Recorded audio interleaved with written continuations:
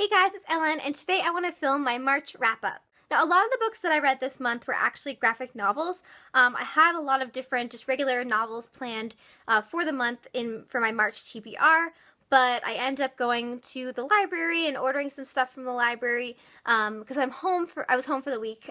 So I ended up reading a lot of graphic novels, and I actually read some other stuff that I got from the library. So I basically just didn't do anything that I said I was going to do in my TBR, but that's okay. The first book that I did finish this month was Mistborn, The Final Empire by Sanderson. This is a carryover from last month when I started it. I found this to be a little bit slow-paced for about the first half, maybe 2/3 of the book, because there's a ton of world building, which is to be expected because the world is really incredible and really cool. But I was surprised about that aspect, so it took me a little while to get through this one, but then as soon as I was like, okay, where is the action? It started and it blew my mind, and I can't wait to pick up the next one. It's coming in the mail. I can't wait to get it. So yeah, I gave this one 4 out of 5 stars just because it was slow paced in the beginning, but I'm guessing that the next one will probably be more of a 5-star book just because I know the world now.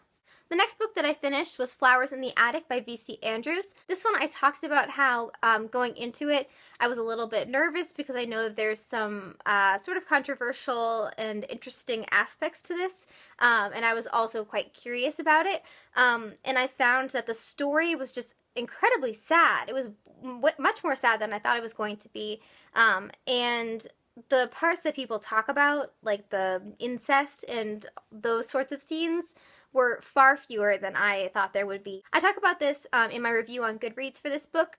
It was far more violent than I was anticipating, and I didn't particularly like that. The story in this was good. I found some flaws here and there, but overall the characters were enjoyable. The writing was really nice. And I just really felt for the characters because their situation was extremely bleak and sad. I gave this one a 4 out of 5 stars. The next book I read I'm really excited about because it's Attachments by Rowell, and from my other videos you might know that I read Landline by her and wasn't a huge fan of it, but I read Fangirl and loved it, so I was kind of unsure of what my feelings were going to be about this book in particular, and I ended up loving it. I think it was just so adorable. I gave this one a 5 out of 5 stars. I mean, there were some, I think the ending was a tiny bit cheesy and maybe just a little bit convenient, but I still just thought, oh, I was just loving this the whole way through. It was so cute, and it was just what I needed. The rest of the books that I read this month are strayed from my TBR, and mostly they are graphic novels. The first one is American Born Chinese, and this is by Luen Yang. So there are sort of 3 storylines in this one, and as I was reading it, they seemed incredibly different to me, and I was like, I don't know how these are ever going to connect, but by the end, they did, and I thought it was enjoyable. I wasn't that attached to the characters in this, but I did think it was cute. I liked the artwork in here, and overall, it was a fun read. So I think I gave this one either 4 stars, maybe a 3.5 out of 5 stars. This next book is probably my favorite book that I read this month, and it's The Assassin's Blade by Sarah J. Maas. Oh my god. Ugh, what can I say about this book? Oh my gosh.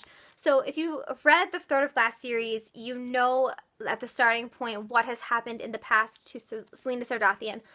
But in this book, you go more in depth with the characters from her past. Since you know what happens to Selena at the end, this book is like, it rips your heart out because you know what's going to happen. It's like, I felt like an animal being led to slaughter because I was like, I am so in love with these characters and I just know that things are going to happen and I'm going to be so sad, and they did, and I was. Oh my god, Sam. Oh, Sam.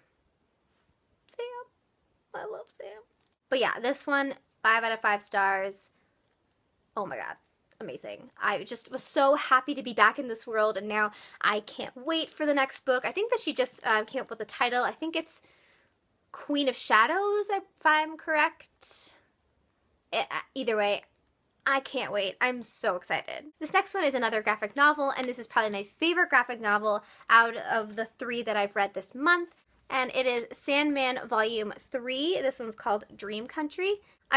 So far I've read 1 through 4, which I'm going to talk about, and number 12 in this graphic novel series, and I just find it so intriguing. So the first 2 volumes were a little bit darker than I like to read, But there's just so many really interesting aspects. This one was particularly my favorite because it brought in some really things that I'm interested in, like Shakespeare. There are cats in here, like there's ancient Egypt. There's just everything that I love is in this volume.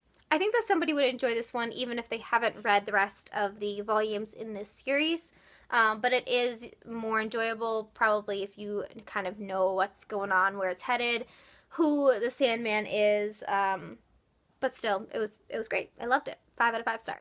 The last graphic novel is also The Sandman by Neil Gaiman, and this one is volume 4, and this one's called Season of Mist. I didn't like this one quite as much as volume 3, but I still found it quite enjoyable.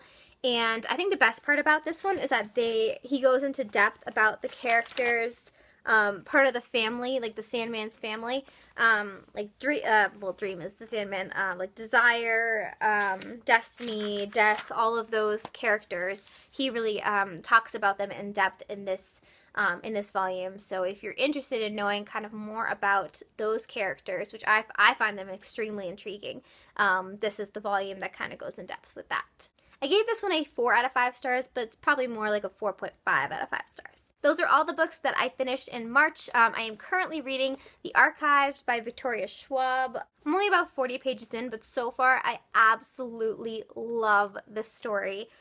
Not even just the story, but her writing is just incredibly beautiful. Like, I have to stop like every couple lines and like mark it because it's just beautiful language.